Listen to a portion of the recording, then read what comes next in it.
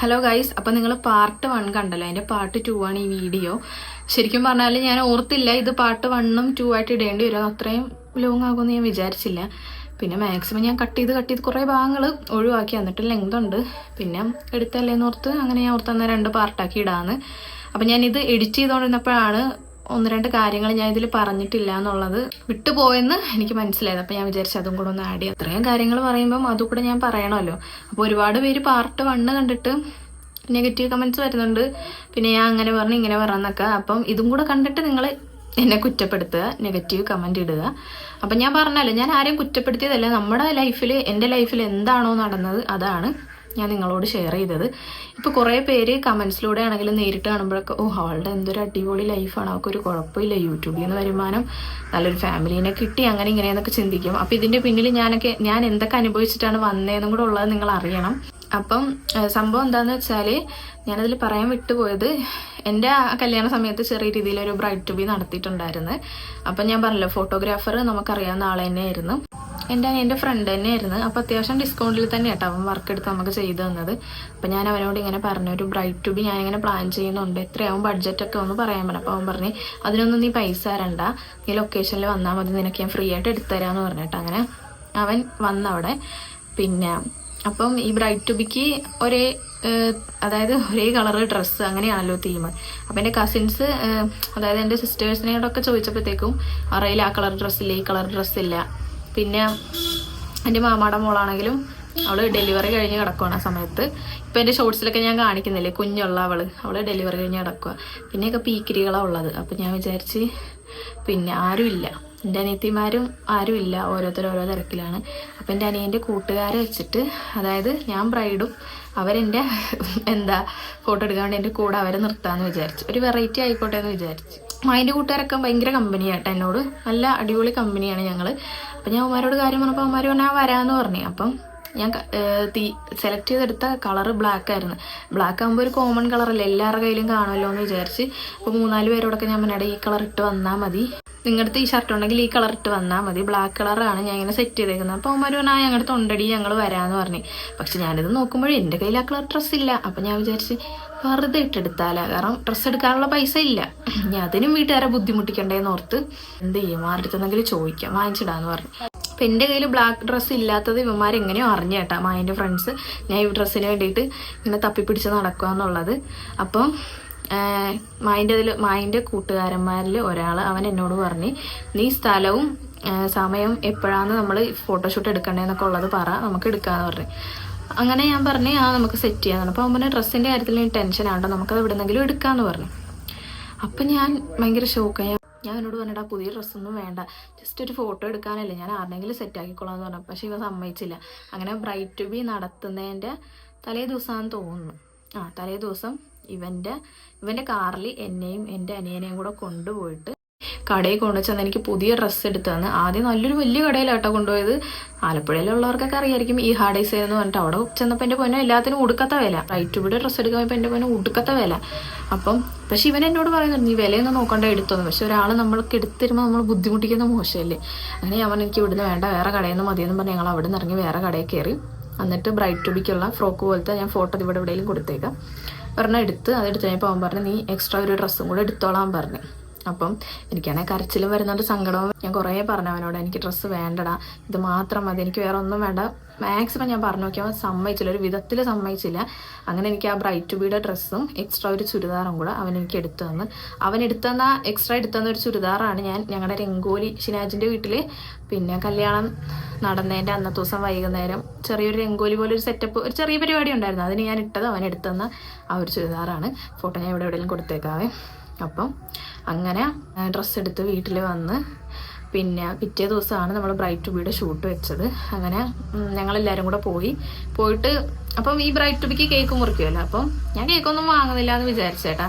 പക്ഷേ എൻ്റെ അനിയൻ്റെ തന്നെ വേറൊരു കൂട്ടുകാരൻ, ഒരാൾ എനിക്ക് ഡ്രസ്സ് എടുത്തു തന്ന്, മറ്റേ ആൾ അവൻ്റെ സ്വന്തം ഇതിൽ കേക്കും വാങ്ങിച്ചു തന്നിട്ട്. അത്യാവശ്യം നല്ല ഹൈറ്റുള്ള കേക്കായിരുന്നു.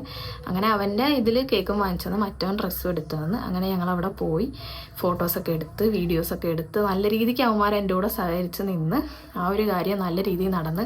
അപ്പം പാർട്ട് 1 കണ്ടിട്ട് ആൾക്കാർ പറയുന്നുണ്ട് എന്തിനാ മേക്കപ്പ് ചെയ്തത്, ഇത്രയും ബുദ്ധിമുട്ടായിട്ട് അതാണ് ഇതാണെന്നൊക്കെ ഉള്ള. ഞാൻ അതിലും പറയുന്നുണ്ട്, ഈ പാർട്ട് 2-ലും പറയുന്നുണ്ട്, നമ്മുടെ ലൈഫിൽ ഒരു കല്യാണമേ ഉള്ളൂ നമുക്ക്. അപ്പോൾ ആഗ്രഹിക്കുന്നതിന് കുഴപ്പമൊന്നുമില്ല. എനിക്ക് എൻ്റെ ആഗ്രഹങ്ങൾ എൻ്റെ ഉമ്മാനോട് പറഞ്ഞു, വാപ്പാനോട് പറയുമായിരുന്നു. ഞാൻ പറഞ്ഞു ബുദ്ധിമുട്ടാണെങ്കിൽ ഒന്നും വേണ്ട, ചെയ്യണ്ടെന്നുള്ളൊരു മൈൻഡിൽ. പക്ഷേ എൻ്റെ ഉമ്മാൻ്റെ മനസ്സിൽ ഞാൻ അത്ര ആഗ്രഹിച്ചല്ലേ എന്ന് ഓർത്ത് അതിനുള്ള കാര്യങ്ങളൊക്കെ ഉമ്മയും ചെയ്തതെന്ന് വാപ്പായും ചെയ്തതെന്ന്. അങ്ങനെ ഞാൻ പറഞ്ഞ പോലെ നമ്മുടെ ലൈഫിൽ ഒരു കല്യാണമേ ഉള്ളൂ, പിന്നീടൊരു കല്യാണമില്ല. അപ്പോൾ അതുകൊണ്ട് ആഗ്രഹിച്ച് എനിക്കത് കിട്ടി, പടച്ചോൻ എനിക്കത് തന്ന്. അപ്പം ഇതും കൂടി ഇതിൽ പറയണമെന്ന് എനിക്കുണ്ടായിരുന്നു. കാരണം ഞാൻ ശരിക്കും പറഞ്ഞാൽ കുറേ കാര്യങ്ങൾ എഡിറ്റ് ചെയ്തപ്പോഴാണ് ഓർമ്മ, അയ്യോ അത് പറഞ്ഞില്ലല്ലോ ഇത് പറഞ്ഞില്ലല്ലോ എന്നുള്ള കാര്യങ്ങളൊക്കെ. പിന്നെ ഒരു കാര്യം കൂടെ, എന്നെപ്പോലെ അല്ലെങ്കിൽ ലൈഫിൽ അത്രയും വിഷമിച്ച് നിൽക്കുന്നവർ ഒരു കാര്യം ചിന്തിച്ചാൽ മതി, ഈ സമയവും കടന്നു പോകും. എന്നും പഠിച്ചു നമ്മൾ ആ ഒരു സ്ഥിതിയിൽ ഇടത്തില്ല. നമുക്ക് എന്തെങ്കിലും ഒരു സന്തോഷമുള്ള ഒരു സമയം, അല്ലെങ്കിൽ നമുക്കൊരു നല്ല കാലം എന്തായാലും പടച്ചോൻ തരും. ഒരു ദുഃഖത്തിനൊരു സന്തോഷം ഉറപ്പായിരിക്കും. എൻ്റെ ലൈഫിൽ നിന്ന് ഞാൻ പഠിച്ച കാര്യമാണ്. അതുകൊണ്ട് അങ്ങനെ വിഷമിക്കുന്ന ആരെങ്കിലും ഉണ്ടെങ്കിൽ ഒരിക്കലും തളരരുത്, മുന്നോട്ട് നല്ല സ്ട്രോങ് ആയിട്ട് പോവുക. ഏതൊരു സിറ്റുവേഷനിലും പടച്ചോൻ നമ്മുടെ കൂടെ ഉണ്ടാവും, നമ്മളെ കരകയറ്റും. അതെൻ്റെ ലൈഫിൽ നിന്ന് ഞാൻ പറഞ്ഞു, എൻ്റെ ലൈഫിൽ നിന്ന് ഞാൻ പഠിച്ച കാര്യമാണ്. ഞാൻ അത്രയും അനുഭവിച്ചിട്ട് ഇങ്ങനെ ഒരു ലൈഫ് എനിക്ക് കിട്ടി, നല്ലൊരു ലൈഫാണ്. എനിക്കിപ്പം എൻ്റെ കാര്യങ്ങളും എൻ്റെ വീട്ടിലെ കാര്യങ്ങളും ഷിനാജിൻ്റെ വീട്ടിലെ കാര്യങ്ങളൊക്കെ ചെയ്യാനുള്ളൊരു വരുമാനം എനിക്ക് കിട്ടുന്നുണ്ട്.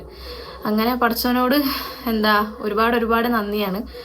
ഞാൻ അത്ര അനുഭവിച്ചെങ്കിൽ ഇതുപോലൊരു നല്ലൊരു ജീവിതം എനിക്ക് തന്നതിൽ. അപ്പം ഞാൻ ഇനി കൂടുതലൊന്നും വളച്ചു നിട്ടില്ല, വേഗം നിങ്ങൾ പോയി പാർട്ട് 2 കണ്ടോ. അങ്ങനെ കല്യാണത്തിന് 1 വീക്ക് ബാക്കി നിൽക്കെ നമ്മൾ ഈ വീട് വിൽക്കാനുള്ള പ്രോസസ്സിനായിട്ട് വാപ്പിയുടെ പെങ്ങൾ ഇങ്ങനെ അതിന് വേണ്ടിയിട്ടുള്ള ഓട്ടപ്പാച്ചിലായി. വാപ്പി നോക്കുന്നുണ്ടായിരുന്നു. നമുക്ക് ഒരിക്കലും ആഗ്രഹമില്ലായിരുന്നു ആ ഒരു വീട് വിൽക്കാൻ വേണ്ടിയിട്ട്. കാരണം ഒരുപാട് ഓർമ്മകളുള്ള ഒരു വീടാണ്, നമ്മൾ ജനിച്ചു വളർന്ന വീടാണ്. ഒരിക്കലും വാപ്പിയുടെ ഉമ്മയും വാപ്പ ആണെങ്കിൽ പോലും ഒരിക്കലും ആഗ്രഹിച്ചിരുന്നില്ല ആ വീട് വിൽക്കാൻ വേണ്ടിയിട്ട്. പക്ഷേ വേറൊരു വഴി ഇല്ലാത്തത് കൊണ്ട് അവസാന വഴി അത് മാത്രമേ ഉള്ളൂ, അല്ല അത് ചെയ്യാതെ ഒരു വഴിയില്ല. പിന്നെ ഞാൻ പറഞ്ഞല്ലോ, ഗോൾഡ് വേണ്ടാന്നുള്ളൊരു ഓപ്ഷൻ നമുക്ക് വെക്കാനും പറ്റത്തില്ല. അതിൻ്റെതായ റീസൺസ് ഉണ്ടായിരുന്നത് കൊണ്ട് ഗോൾഡ് എന്തായാലും എടുത്തേ പറ്റത്തുള്ളൂ. അങ്ങനെ ഒരാഴ്ച നിൽക്കെ എനിക്ക് ഭയങ്കര BP കൂടി, ഭയങ്കര BP ആയിട്ട് ഞാൻ തലറങ്ങി വീഴുന്ന, ഫുഡ് കഴിക്കുന്നില്ല. എൻ്റെ പൊന്നോ, അന്നൊക്കെ ഞാൻ അനുഭവിച്ചതില്ല, എത്ര പറഞ്ഞാലും മനസ്സിലാവത്തില്ല. ഞാൻ ഹോസ്പിറ്റലിൽ പോകണോ, ട്രിപ്പ് ഇടുന്ന വീട്ടിൽ വരുന്നു, ഹോസ്പിറ്റലിൽ പോകണോ, ട്രിപ്പ് ഇടുന്ന വീട്ടിൽ വരുന്നത്, അതിൻ്റെയൊക്കെ ക്ലിപ്പാ വീഡിയോ എന്തെങ്കിലും ഉണ്ടെങ്കിൽ ഞാനിവിടെ കൊടുത്തേക്കാം. അതൊക്കെ ഷിനാജിന് അറിയാമായിരുന്നു കേട്ടോ. എല്ലാം ഞാൻ ഷിനാജിനോട് പറയും, വീട്ടിലെ അവസ്ഥ ഇങ്ങനെയാണ് അങ്ങനെ. അപ്പോൾ ഷിനാജ് എന്നെ സമാധാനിപ്പിക്കും, പൈസ ഇല്ലെങ്കിൽ വേണ്ട, ഗോൾഡ് വേണ്ട, ഗോൾഡ് ഇടാതെ നീ കല്യാണത്തിന് വന്നാൽ മതി എന്നൊക്കെ പുള്ളി പറയും. പക്ഷേ അത് നോക്കിയിട്ട് കാര്യമില്ല. ഞാൻ പറഞ്ഞല്ലോ, ഗോൾഡ് എടുക്കാതിരിക്കാനുള്ള ഒരു ഓപ്ഷൻ നമുക്ക് അന്ന് ഇല്ലാത്തത് കൊണ്ട് അതിൻ്റെ പിന്നിൽ ഒരുപാട് കാരണങ്ങളുണ്ടാവും. ഒന്നും എനിക്ക് കൂടെ പറയാൻ പറ്റത്തില്ല.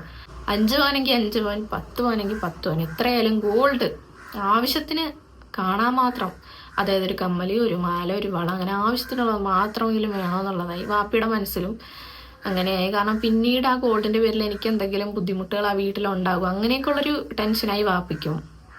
എന്തൊക്കെയാന്ന് പറഞ്ഞാലും, എത്ര സ്നേഹമുള്ള ആൾക്കാരാന്ന് പറഞ്ഞാലും എന്തെങ്കിലും ഒരു പ്രാവശ്യം ഗോൾഡിൻ്റെ പേരും പറഞ്ഞാൽ അവിടെ ഒരു പ്രശ്നം ഉണ്ടായാല. അപ്പം അങ്ങനെ ഇരുന്ന് അങ്ങനെ വീട് വിൽക്കാൻ വേണ്ടി നടന്ന് ലാസ്റ്റ് ഫൈനലി കല്യാണത്തിൻ്റെ മുന്നത്തെ ദിവസം, അതായത് 14-ാം തീയതി ആയിരുന്നു കല്യാണം, 12-ാം തീയതിയാണ് വീട് കച്ചവടമായത്. വീട് കച്ചവടമായി. അപ്പോൾ അവർ ഫുൾ എമൗണ്ട് ഒന്നും നമുക്ക് തരത്തില്ലല്ലോ, അഡ്വാൻസ് പൈസ തരത്തുള്ളൂ. അപ്പം ഞങ്ങൾ പറഞ്ഞ് ഇങ്ങനെ ഒരു കാര്യത്തിന് വേണ്ടിയിട്ടാണ് ഇത്രയും പെട്ടെന്ന് ഞങ്ങൾ വീട് വിറ്റത്, അതുകൊണ്ട് ഞങ്ങൾക്ക് ഇത്രയും പൈസ കിട്ടിയേ പറ്റത്തുള്ളൂ. അങ്ങനെ അവർ പറഞ്ഞ് ഞങ്ങൾ നാളെ പൈസ സെറ്റാക്കി തരാമെന്ന് പറഞ്ഞു, അതായത് കല്യാണ തലേ ദിവസം. അങ്ങനെ സെറ്റാക്കി തരാമെന്ന് പറഞ്ഞ് നമ്മളതും വിശ്വസിച്ച് നിന്ന് കല്യാണ തലേ ദിവസം ഗോൾഡ് നോക്കിയിട്ടില്ല, പോയി നോക്കി വെച്ചിട്ടില്ല, നമ്മൾ എടുത്തിട്ടില്ല, ഒന്നുമില്ല. എനിക്ക് ഒരിക്കലും മറക്കാൻ പറ്റാത്ത 2 വ്യക്തികളാണ് ആ ഒരു ഗോൾഡിൻ്റെ കാര്യത്തിൽ ഞങ്ങളെ രക്ഷപ്പെടുത്തിയെന്ന് വേണമെങ്കിൽ പറയാം. അതാരാന്ന് ചോദിച്ചാൽ ഞാൻ എൻ്റെ കുറേ വീഡിയോസിൽ കാണിച്ചിട്ടുണ്ട്. നമ്മൾ ചമ്പക്കുളത്ത് പോകുന്നതും അവിടുന്ന് ഫുഡ് കഴിക്കുന്നതും എൻ്റെ വീഡിയോസ് കണ്ടിന്യൂസ് ആയിട്ട് കാണുന്നവർക്ക് അറിയായിരിക്കും. അപ്പോൾ അവരെന്ന് പറഞ്ഞാൽ എൻ്റെ മകളെപ്പോലെയാണ് അവർ സ്നേഹിച്ചത്. വാപ്പിയുടെ കുഞ്ഞുനാളിന് മുതൽ വാപ്പി കഷ്ടപ്പെടാൻ തുടങ്ങിയതാണ്. അപ്പം അന്ന് മുതൽ ഈ പുള്ളിക്കാരുടെ കൂടെയാണ് വാപ്പി ജോലിയൊക്കെ ചെയ്തുകൊണ്ടിരുന്നത്. വാപ്പിയുടെ മുതലാളി എന്നൊന്നും പറയാൻ പറ്റത്തില്ല, ഒരു ചേട്ടൻ്റെ സ്ഥാനം. അങ്ങനെയാണ് ശരിക്കും പറഞ്ഞാൽ നമ്മളൊരു ഫാമിലി പോലെ തന്നെ. അവരെ എൻ്റെ മകളായിട്ട് തന്നെയാണ് ഇപ്പോഴും കാണുന്നത്, അന്നും കണ്ടത്. ഒരിക്കലും എനിക്ക് എൻ്റെ ലൈഫിൽ മറക്കാൻ പറ്റാത്ത 2 വ്യക്തികളാണ് അവർ.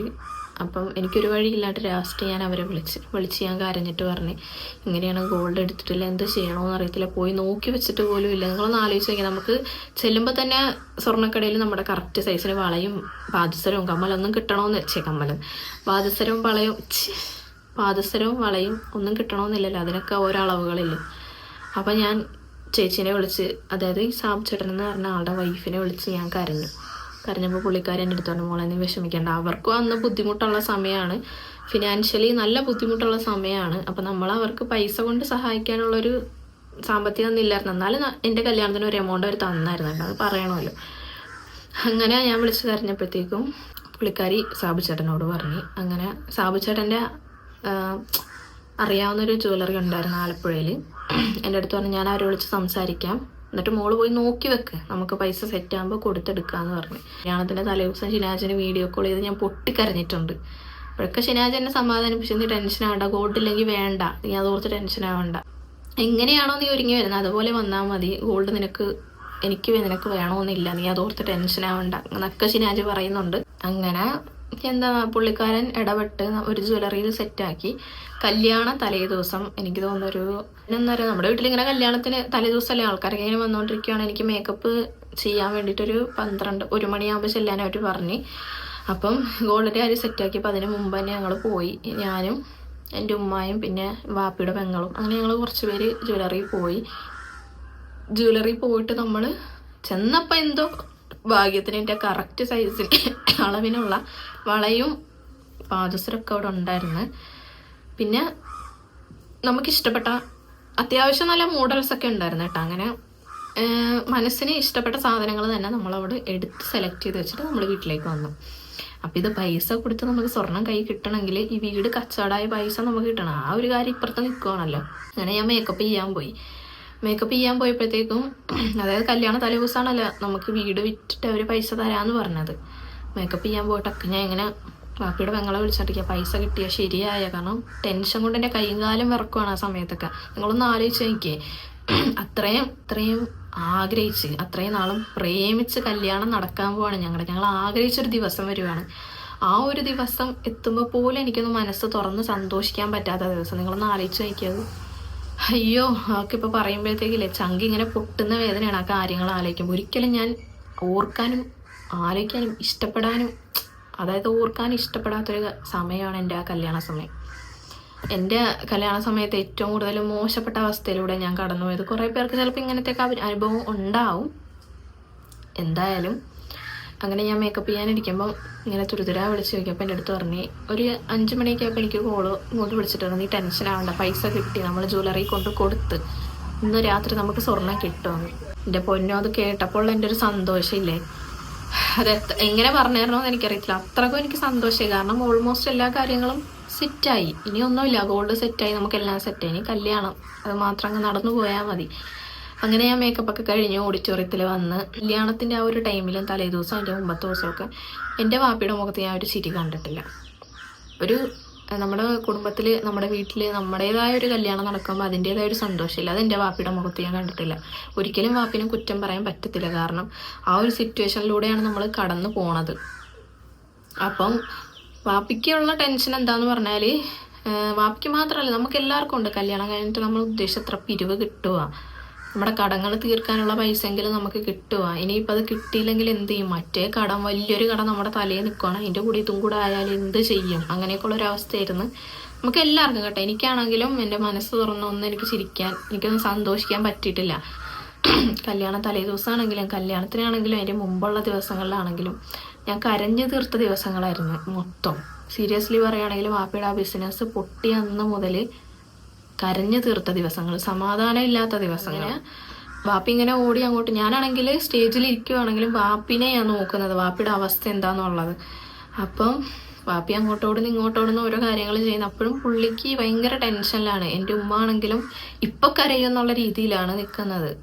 അങ്ങനെ കല്യാണ തലേ ദിവസം കഴിഞ്ഞ് കല്യാണം പിറ്റേ ദിവസമായി രാവിലെ പോയി ഞാൻ മേക്കപ്പൊക്കെ ചെയ്ത് അങ്ങനെ വന്ന് ആ ഒരു ദിവസം എല്ലാ കാര്യങ്ങളും എനിക്ക് സെറ്റാക്കി തന്നതിന് പടച്ചവനോട് ഞാൻ ഇപ്പോഴും നന്ദിയുള്ള ആളാണ്. ഇപ്പോഴും ഞാൻ പടച്ചവനോട് നന്ദി പറയാണ്. ഞാൻ ആഗ്രഹിച്ച പോലെ മേക്കപ്പ് ചെയ്യാൻ പറ്റി, ഗോൾഡ് കിട്ടി, എനിക്ക് എല്ലാം പടച്ചവൻ്റെ ഇതുകൊണ്ട് എല്ലാം നല്ല റാഹത്തായിട്ട് നടന്നു. കല്യാണം കഴിഞ്ഞിട്ട് പിറ്റേ ദിവസം ഷിനാജിൻ്റെ അവിടെ റിസപ്ഷൻ ഉണ്ടല്ലോ. അപ്പോൾ ഇവിടുന്ന് കുറച്ച് ആൾക്കാർ അങ്ങോട്ട് വരണം. കല്യാണം കഴിഞ്ഞ് നമ്മൾ പോയിട്ട് എനിക്ക് അങ്ങോട്ട് പോയെങ്കിലും എനിക്ക് വീട്ടിലെ കാര്യം ഓർത്തിട്ടാണ്. കാരണം പിരിവ് എത്ര കിട്ടി, കടം തീർക്കാനുള്ള പൈസ കിട്ടി. ഞാൻ അവിടെ പാലക്കാട് എത്തിയ ഉടനെ തന്നെ വീട്ടിൽ വിളിച്ച് ചോദിച്ചപ്പം പറഞ്ഞത് പൈസ കവറൊന്നും പൊട്ടിച്ചിട്ടില്ല, ഞങ്ങൾ നോക്കിയിട്ടില്ല, അതിനുള്ള സമയം ആകുന്നതേ ഉള്ളൂ, കാരണം ബാക്കിയുള്ള കാര്യങ്ങളൊക്കെ സെറ്റാക്കണ്ടേ. അങ്ങനെ പിറ്റേ ദിവസമായി. എനിക്കൊന്ന് ഒരു ദിവസം ഗ്യാപ്പിട്ടായിരുന്നു റിസപ്ഷൻ. കല്യാണം വ്യാഴാഴ്ചയാണെങ്കിൽ ശനിയാഴ്ചയായിരുന്നു റിസപ്ഷൻ.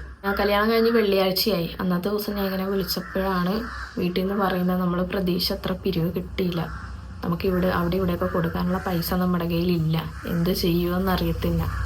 അങ്ങനെ പിന്നെ അതിൻ്റെ ഇടയിൽ കുറേ കാര്യങ്ങളൊക്കെ നടന്ന് അങ്ങനെ ഓരോരോ കാര്യത്തിന് പൈസ കൊടുക്കാനില്ല. അതായത് ക്യാമറ, സ്റ്റേജ്, അങ്ങനെ എല്ലാത്തിനും പെൻഡിങ് ആയി. പിന്നെ കുറേശ്ശെ നമ്മൾ അവർക്ക് കൊടുത്തിട്ടിട്ട് ഇന്നൊരു ഡേറ്റ് പറഞ്ഞു, ഞങ്ങൾ ഈ ഡേറ്റിന് തരാം, കുറച്ച് ടൈറ്റാന്ന് പറഞ്ഞപ്പം കുഴപ്പമില്ല, നമ്മുടെ അടുത്ത് സഹകരിച്ച് നിന്നവർ. പിന്നെ അതൊക്കെ വാപ്പി സെറ്റിൽ ചെയ്ത് കേട്ടോ. അതും ഇവിടുന്നൊക്കെ കടം വാങ്ങിച്ചിട്ടാണ്. അങ്ങനെ ശനിയാഴ്ച അങ്ങോട്ട് റിസപ്ഷന് വന്നു. റിസപ്ഷന് നിങ്ങൾ ആലോചിച്ച് നോക്കണം, ഇത്രയും ആൾക്കാരെയും കൊണ്ട് വരണമെങ്കിൽ ടൂറിസ്റ്റ് ബസ്സാണ് വിളിച്ചത്. ഇത്രയും ദൂരം, ഇത്രയും കിലോമീറ്റർ ഉണ്ട്. അപ്പം 22,000 എന്തോ ആയിരുന്നു ബസ്സിന് കൊടുക്കേണ്ട വാടക. അതൊന്നും കയ്യിലില്ല. പക്ഷെ ഇത് നമ്മൾ ചടങ്ങായിട്ട് ചെയ്തേ പറ്റത്തുള്ളൂ. എൻ്റെ വീട്ടുകാർ അവരുടെ മുമ്പിൽ നാണം കെടരുത്, അങ്ങനെയൊക്കെയുള്ളൊരു മൈൻഡായിരുന്നു. ഞാൻ അവരുടെ മുമ്പിൽ ഒരിക്കലും നാണം കെടരുത്, കാരണം ഇങ്ങനെ ഒരു ചടങ്ങ് അവിടെ നടക്കുമ്പോൾ ഇവിടുന്ന് എന്തായാലും വരണമല്ലോ. പക്ഷെ ശരിക്കും പറഞ്ഞാൽ ഈ അവസ്ഥ വെച്ചിട്ട് എൻ്റെ വീട്ടിൽ നിന്നുള്ളവർ മാത്രം വന്നാൽ മതിയായിരുന്നു. പക്ഷെ അപ്പോഴും നമ്മുടെ ഫാമിലിയെ നമുക്ക് ഒഴിവാക്കാൻ പറ്റാത്ത അവസ്ഥയാണ്. അങ്ങനെ വന്ന് വാപ്പിനെ കണ്ടപ്പോൾ തന്നെ എനിക്ക് കരച്ചിലാണ് വന്നത്, വാപ്പിയുടെ മുഖം കണ്ടപ്പോൾ. കാരണം ഒരു മൂകനായിട്ടിരിക്കുന്ന ആൾക്കൊരു ചിരിയില്ല, സന്തോഷമില്ല, ഒന്നുമില്ല. ഞാനൊരു ഷിനാജിനോട് സ്റ്റേജിലായിരുന്നു പറഞ്ഞു, എനിക്ക് വാപ്പിനെ കണ്ടിട്ട് എനിക്ക് സഹിക്കാൻ പറ്റുന്നില്ല ഷിനാജ്, അവസ്ഥ, ഇനി ഇവർ വന്ന് ഈ വണ്ടിയുടെ പൈസ എങ്ങനെ കൊടുക്കും. അപ്പോൾ ഷിനാജിൻ്റെ അടുത്ത് നീ വിഷമിക്കേണ്ട, അതൊക്കെ നമുക്ക് എന്തെങ്കിലും ചെയ്യാന്നുള്ള രീതിയിലാണ് എന്നെ നല്ല രീതിയിൽ സമാധാനിപ്പിക്കുന്നുണ്ടായിരുന്നു. സത്യം പറഞ്ഞാൽ ആ ഒരു സിറ്റുവേഷനിൽ ഞാൻ പറഞ്ഞല്ലോ, വാപ്പിയുടെ ബിസിനസ് പൊട്ടിയ നാളെ മുതൽ അവിടെ മുതൽ ഞാൻ എത്രത്തോളം വിഷമിച്ചിട്ടുണ്ട്. ആ സമയത്തൊക്കെ എന്നെ നല്ല രീതിയിൽ സപ്പോർട്ട് ചെയ്ത് നിന്ന് ആളാണ് ഷിനാജ്. നല്ല രീതിയിൽ എൻ്റെ അവസ്ഥകൾ മനസ്സിലാക്കി എൻ്റെ കൂടെ നിന്നായിരുന്നു കേട്ടോ. ഞങ്ങളുടെ കല്യാണം നടക്കത്തില്ല എന്നുള്ളൊരു അവസ്ഥ വന്നപ്പോഴത്തേക്ക് എൻ്റെ അടുത്ത് പറഞ്ഞു, നീ ഇറങ്ങി വാ, ഞാൻ കൊണ്ടുപോയിക്കോളാം, നല്ല അന്തസ്സായിട്ട് പൊന്നു പോലെ ഞാൻ നിന്നെ നോക്കും, നീ ഇറങ്ങി വാ, ഞാൻ ഇപ്പം നിന്നെ വിളിക്കാൻ വരാമെന്ന് പറഞ്ഞ അവസ്ഥ വരെ ഉണ്ട്. ആറേ നാണക്കേട് നമുക്ക് നോക്കണ്ട, നമുക്ക് നമ്മുടെ കാര്യമാണ് വലുത്, നമ്മുടെ സിറ്റുവേഷനൊക്കെ എങ്ങനെയാണ്, നമുക്ക് ഒരുമിച്ച് ജീവിക്കണം, നീ ഇറങ്ങിയാ ഞാൻ കൊണ്ടുപോയിക്കോളാം എന്നുള്ളൊരു ഇതൊക്കെ പറഞ്ഞ് അങ്ങനെ നല്ല രീതിയിൽ പുള്ളിക്കാരൻ എന്നെ സപ്പോർട്ട് ചെയ്തിട്ടുണ്ട്. അങ്ങനെ ഇവർ വന്ന് തിരിച്ച് പോയപ്പോൾ തന്നെ ഞാൻ വീട്ടിലോട്ട് വിളിച്ച് എന്താണ് അവിടുത്തെ അവസ്ഥ, എങ്ങനെയാണ് എന്താണെന്നൊക്കെ ഉള്ള കാര്യങ്ങൾ കുറേ നേരം ഇങ്ങനെ ഇരുന്നിട്ട് കാല് മരവിക്കുന്നത്, ഞാൻ കട്ടിലിൻ്റെ മുകളിലാണ് ഇരിക്കുന്നത്. അപ്പം എൻ്റെ ഉമ്മ പറഞ്ഞ് ഇതുപോലെയാണ്, വണ്ടിക്ക് ഇത്ര രൂപയായി. ഇവിടെ അങ്ങോട്ട് റിസപ്ഷന് വരുമ്പോഴും വാപ്പിക്ക് അറിയാം വണ്ടിക്ക് പൈസ കൊടുക്കണമെന്ന്, മുൻകൂട്ടി ഇവിടെ ചോദിച്ച് വെച്ചതാണ് പൈസ, പക്ഷേ നമുക്ക് സമയപ്പം കിട്ടിയില്ല. അങ്ങനെ വന്നാകെ ടെൻഷനായി. എപ്പോഴും വാപ്പിനെ ഏറെക്കുറെ സഹായിച്ചത് വാപ്പിയുടെ പെങ്ങൾ തന്നെയാണ് കേട്ടോ. കാരണം വീട് വിറ്റ പൈസ പുള്ളിക്കാരി അടുത്തുണ്ടായിരുന്നു. അപ്പം ഫിനാൻഷ്യലി നല്ല രീതിയിൽ വാപ്പിനെ പുള്ളിക്കാരി സഹായിച്ച് അങ്ങനെ വണ്ടി വന്ന പൈസയൊക്കെ കൊടുത്ത് വലിയൊരു യുദ്ധം കഴിഞ്ഞൊരു ഫീലായിരുന്നു എൻ്റെ കല്യാണം കഴിഞ്ഞപ്പോഴത്തേക്കും. അങ്ങനെ എൻ്റെ കല്യാണം നടത്തിയ ഓൾമോസ്റ്റ് കടങ്ങളൊക്കെ വാപ്പി പിരിവ് കിട്ടിയ പൈസയൊന്നും അങ്ങോട്ടും ഇങ്ങോട്ടും തിരിച്ചെന്നൊക്കെ തീർത്ത്. ഇനി എനിക്ക് തോന്നുന്നു എൻ്റെ കല്യാണം നടത്തിയാലുള്ള കടമെന്ന് പറയാൻ എന്തോ 1 ലക്ഷം അങ്ങനെ എന്തോ ഉള്ളു ബാലൻസ്. ബാക്കിയൊക്കെ വാപ്പിയുടെ ഈ ബിസിനസ് തകർന്നതിൻ്റെ ആ ഒരു നഷ്ടം തന്നെയാണ് വാപ്പിക്ക് ഇപ്പോഴും ഉള്ളത്. ഇപ്പോഴും നികത്താതെ അങ്ങനെ കടമായിട്ട് നിൽക്കുന്നത് ആ ബിസിനസ് പൊട്ടിയതിൻ്റെ പൈസ തന്നെയാണ്. അപ്പോൾ ഇതാണ് എൻ്റെ വെഡ്ഡിങ് സ്റ്റോറി. ഏറെക്കുറെ നിങ്ങൾക്ക് പറഞ്ഞത് മനസ്സിലായെന്ന് വിചാരിക്കുന്നു. ഇപ്പോഴും എൻ്റെ വീട്ടിലെ അവസ്ഥ അത്ര നല്ലതൊന്നുമല്ല, ഫിനാൻഷ്യലി നല്ല ഡൗണാണ്. വാപ്പിയാണെങ്കിലും വാപ്പി ഇപ്പോൾ പണിക്ക് പോകുന്നുണ്ട്. വാപ്പിക്കും ഫിസിക്കലി നല്ല ബുദ്ധിമുട്ടുള്ള ഒരാളാണ്. വാപ്പിക്കൊരു ഓപ്പറേഷൻ കഴിഞ്ഞതാണ്. ഞങ്ങളൊക്കെ കുഞ്ഞായിരുന്ന ടൈമിൽ കേട്ടോ. അപ്പം വാപ്പിക്ക് ഒരുപാട് നിന്നൊന്നും ജോലി ചെയ്യാൻ പറ്റത്തില്ല. അപ്പം ഇപ്പം വാപ്പി ഇറച്ചിപ്പണിക്ക് പോകും. അതായത് ഇറച്ചിക്കടയിൽ ഇറച്ചി വെട്ടിനാണ് വാപ്പി പോകുന്നത്. അപ്പം ആഴ്ചയിൽ 7 ദിവസം പണിയുണ്ടെങ്കിലും വാപ്പിക്ക് 7 ദിവസം പോകാൻ പറ്റത്തില്ല. കാരണം പണി കഴിഞ്ഞ് വന്നാൽ വാപ്പിയുടെ കാലിൽ ഫുള്ള് നീരാണ്. നമുക്ക് കാണുമ്പോൾ തന്നെ സങ്കടം വരും, അത്രക്ക് നീരായിരിക്കും കാലിൽ. അത്രയും നേരം നിന്ന് പണി ചെയ്തിട്ട് ഇറച്ചി വെട്ടല്ലേ, അപ്പം ഓരോരുത്തർക്കും ഓരോ വഴക്കങ്ങളുണ്ടല്ലോ, ആ രീതിയിലല്ലേ ചെയ്യാൻ പറ്റത്തുള്ളൂ. അപ്പോൾ വാപ്പി ഇപ്പം ആഴ്ചയിൽ 4 ദിവസം അങ്ങനെ ഇടവിട്ടൊക്കെയാണ് പോകുന്നത്. എൻ്റെ അനിയനാണെങ്കിലും അവനിങ്ങനെ ഡ്രൈവിംഗ് ആണ് അവൻ്റെ തൊഴിലെന്ന് പറഞ്ഞാൽ. അപ്പോൾ അവൻ ഇടയ്ക്ക് കിട്ടുന്ന ഓട്ടത്തിനൊക്കെ അങ്ങനെ പോകുമ്പോൾ എന്തെങ്കിലുമൊക്കെ വീട്ടിൽ കൊണ്ട് കൊടുക്കും. അങ്ങനെ അതും എപ്പോഴൊന്നും ഇല്ല, അവനൊരു സ്ഥിര വരുമാനമല്ല, ഇടയ്ക്കൊക്കെ കിട്ടും, അവൻ പോവും. ഇപ്പോഴും ഫിനാൻഷ്യലി സ്റ്റേബിൾ അല്ല ഇവിടുത്തെ കാര്യങ്ങൾ. നല്ല രീതിയിൽ ബുദ്ധിമുട്ടി തന്നെയാണ് നമ്മുടെ വീട് പോകുന്നത്. പിന്നെ എത്രയൊക്കെ ബുദ്ധിമുട്ടാന്ന് പറഞ്ഞാലും ഷിനാജിൻ്റെ അവിടുന്ന്, അതായത് പാലക്കാട് നിന്ന് ആര് വന്നാലും നല്ല രീതിയിൽ തന്നെയാണ് ഇവിടെ എല്ലാവരും, അതായത് വാപ്പി എല്ലാവരെയും ട്രീറ്റ് ചെയ്യുന്നത്. ഇനിയിപ്പോൾ ഷിനാജ് വന്ന് നിന്നാലും ഷിനാജിന് എന്ത് ഫുഡാണ് വേണ്ടത് അതൊക്കെ സെറ്റാക്കി കൊടുക്കും. അത് കടമയാണല്ലോ. മരുമകൻ വന്നാലും മരുമകൻ്റെ വീട്ടുകാർ വന്നാലും നല്ല രീതിയിൽ ട്രീറ്റ് ചെയ്യാം. നമ്മുടെ ബുദ്ധിമുട്ടുകളൊക്കെ മാറ്റി വെച്ചിട്ട് വാപ്പി എങ്ങനെയാണേലും അതൊക്കെ നല്ല രീതിയിലാണ് അവരെ ട്രീറ്റ് ചെയ്ത് വിടുന്നത്. ഇനിയിപ്പോൾ ഞാൻ വന്ന് നിന്നാലും എനിക്ക് ഇഷ്ടപ്പെട്ട സാധനങ്ങളൊക്കെ വാപ്പി വാങ്ങിച്ചു തരും, എന്ത് വേണമെങ്കിലും എനിക്ക് വാങ്ങിച്ചു തരും. അങ്ങനെയൊക്കെ നല്ല ബുദ്ധിമുട്ടിലാണ് എൻ്റെ കല്യാണം നടന്നതും ഞങ്ങൾ ജീവിച്ചു പോയതും. നല്ല അടിച്ചു പൊളിച്ച് ജീവിച്ചുകൊണ്ടിരുന്ന ഞങ്ങളുടെ ജീവിതം പെട്ടെന്നാണ് താറുമാറായി അങ്ങനെയൊക്കെ സംഭവിച്ചത്. ഞാൻ അത്രയും ആഗ്രഹിച്ചൊരു ജീവിതം എനിക്ക് കിട്ടിയത് ഞാൻ അത്രയും സങ്കടപ്പെട്ടിട്ടാണ്. ഒരിക്കലും സന്തോഷിച്ചിട്ടില്ല ഞാൻ എൻ്റെ കല്യാണ സമയത്തൊന്നും. എൻ്റെ മനസ്സ് തുറന്ന് ഞാൻ സന്തോഷിച്ചിട്ടില്ല. കല്യാണം കഴിഞ്ഞ് ഞാൻ പോയിട്ടും കല്യാണത്തിൻ്റെ അന്ന് കഴിഞ്ഞ രാത്രി പോലും എനിക്കിത് ആലോചിച്ചിട്ടുള്ള സങ്കടവും ടെൻഷനൊക്കെ ആയിരുന്നു. അപ്പോഴൊക്കെ എൻ്റെ കൂടെ നല്ല രീതിയിൽ സപ്പോർട്ട് ചെയ്തും എന്നെ സമാധാനിപ്പിച്ച് നിന്നത് എൻ്റെ ഷിനാജാണ്. പിന്നെ ഇത്രയൊക്കെ കഷ്ടപ്പെട്ട് ഞാൻ നേടിയ ലൈഫാണെങ്കിലും ഒരു കുഴപ്പമില്ലാത്ത ലൈഫാണ്. പടച്ചോൻ്റെ ഒരു ഇതുകൊണ്ട് നമ്മുടെ കല്യാണം കഴിഞ്ഞിട്ട് ഇപ്പം ഡിസംബർ വരുമ്പോഴത്തേക്ക് 2 വർഷമാവും. ഈ 2 വർഷവും നല്ല രീതിയിൽ തന്നെയാണ് ഷിനാജ് എന്നെ നോക്കിയിട്ടുള്ളതും. എന്താണെങ്കിലും ഷിനാജ് നല്ല രീതിയിൽ തന്നെ എന്നെ നോക്കുന്നത്. അത് എവിടെ ഞാൻ പറയും, നല്ലൊരു ഹാപ്പി ലൈഫ് തന്നെയാണ് എനിക്ക് കിട്ടിയത്. അപ്പം എന്തായാലും അത് പടച്ചവനോട് അതിന് സ്തുതി, നല്ലൊരു ജീവിതം തന്നതിന്. അപ്പം ഇങ്ങനെയൊക്കെയായിരുന്നു എൻ്റെ വെഡ്ഡിങ് സ്റ്റോറി. ആ വീഡിയോ, ഒരു ഷോർട്സ് വീഡിയോ ഞാൻ ഇട്ടായിരുന്നു, നമ്മുടെ തുടക്കം മുതൽ അവസാനം വരെയുള്ള ഫോട്ടോയൊക്കെ വെച്ചിട്ട്. അത് കണ്ടപ്പോൾ തന്നെ കുറേ ആൾക്കാർക്ക് മനസ്സിലായി കുറേ ട്രാജഡിയൊക്കെ നടന്നിട്ടുണ്ട് എൻ്റെ കാര്യത്തിലെന്ന്. അതിൽ തന്നെ കുറേ കമൻറ്റ് വന്നിട്ടുണ്ടായിരുന്നു, വെഡ്ഡിങ് സ്റ്റോറി ചെയ്യുമെന്ന് പറഞ്ഞിട്ട്. അപ്പോൾ ഇതാണ് എൻ്റെ വെഡ്ഡിങ് സ്റ്റോറി. ഒരിക്കലും സന്തോഷത്തോടെ അല്ല ഞാൻ ഒരാ കല്യാണ ദിവസങ്ങളിലൊന്നും ഞാൻ മുന്നോട്ട് പോയിക്കൊണ്ടിരുന്നത്. അപ്പം എന്തായാലും വീഡിയോ ഇത്രേ ഉള്ളൂ. എല്ലാവർക്കും ഏറെക്കുറെ കാര്യങ്ങളൊക്കെ മനസ്സിലായെന്ന് വിചാരിക്കുന്നു. ഇതൊക്കെ ഞാനിപ്പോൾ ഇവിടെ പറയാൻ കാര്യം കുറേ പേര് എൻ്റെ അടുത്ത് റിക്വസ്റ്റ് ചെയ്തത് കൊണ്ടാണ്. പിന്നെ ഞാൻ അനുഭവിച്ച എൻ്റെ ലൈഫിൽ എന്തൊക്കെയാണെന്നുള്ളത് നിങ്ങളും കൂടെ അറിഞ്ഞിരിക്കണമല്ലോ. അതുപോലെ തന്നെ എൻ്റെ ഇപ്പോഴത്തെ നിലവിലത്തെ ഏറ്റവും വലിയ ആഗ്രഹം ഇവരെ സേഫ് ആക്കുക എന്നതാണ്. ഞാൻ ഓൾറെഡി സേഫായി, എന്നെ കല്യാണം കഴിച്ച് വിട്ട് എനിക്കൊരു കുടുംബം കിട്ടി. ഇപ്പോഴേ ഞങ്ങൾ വീട് വെക്കുന്നു. എന്നെ അവർ സേഫാക്കി, അതുപോലെ എനിക്ക് ഇവരെ സേഫാക്കണമെന്ന് ഭയങ്കര ആഗ്രഹമുണ്ട്. പക്ഷെ അതിന് മാത്രമുള്ള വരുമാനമൊന്നും എനിക്കില്ല സത്യം പറഞ്ഞാൽ. എൻ്റെ ഏറ്റവും വലിയ ആഗ്രഹം എൻ്റെ അധ്വാനം കൊണ്ട് ഒരു വീട് സ്ഥലം ഇവർക്ക് വാങ്ങിച്ചു കൊടുക്കണമെന്നുള്ളതാണ്. അത് നടക്കുമെന്നൊന്നും എനിക്കറിയത്തില്ല. പടച്ചവനോട് ഞാൻ എപ്പോഴും ദുആ ചെയ്യുന്ന കാര്യമാണ് അത് എന്നെക്കൊണ്ട് പറ്റണമെന്നുള്ള കാര്യം. ഇപ്പം യൂട്യൂബാണെങ്കിലും ഒരു മൂലക്ക് ചത്ത് കിടന്ന എൻ്റെ യൂട്യൂബാണ് ഇപ്പം ഉയർച്ചയിൽ ഇങ്ങനെ പോയിക്കൊണ്ടിരിക്കുന്നത്. അപ്പം ഒരു പ്രതീക്ഷ, ഞാൻ രക്ഷപ്പെടും, എനിക്ക് ഇവരെ രക്ഷപ്പെടുത്താൻ പറ്റുമെന്നൊക്കെ ഉള്ളൊരു ഇതെൻ്റെ മനസ്സിലുണ്ട്. ഇപ്പോഴാണെങ്കിലും ചെറിയ രീതിയിൽ എനിക്ക് വരുമാനം യൂട്യൂബിൽ നിന്നുണ്ട്.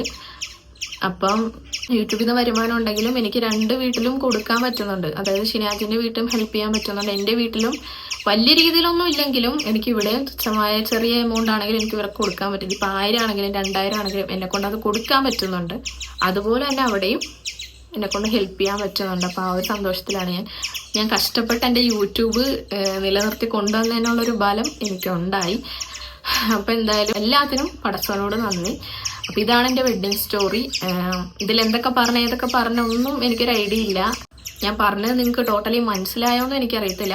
കുറേ കാര്യങ്ങളും നമുക്ക് പറയാൻ പറ്റാത്തതുകൊണ്ട് അതൊക്കെ ഒരു റെസ്ട്രിക്ഷൻ വെച്ചിട്ടാണ് ഞാൻ പറയാൻ പറ്റുന്നത് മാത്രം ചുരുക്കി പറഞ്ഞത്. അപ്പോൾ നിങ്ങൾക്ക് ആർക്കും ബോറടിച്ചില്ല എന്ന് വിചാരിക്കുന്നു. അപ്പോൾ എന്തായാലും ഞാൻ പറഞ്ഞല്ലോ, ബോറടിക്കുകയാണെങ്കിൽ സ്പീഡിലിട്ട് കണ്ടാൽ മതിയേ.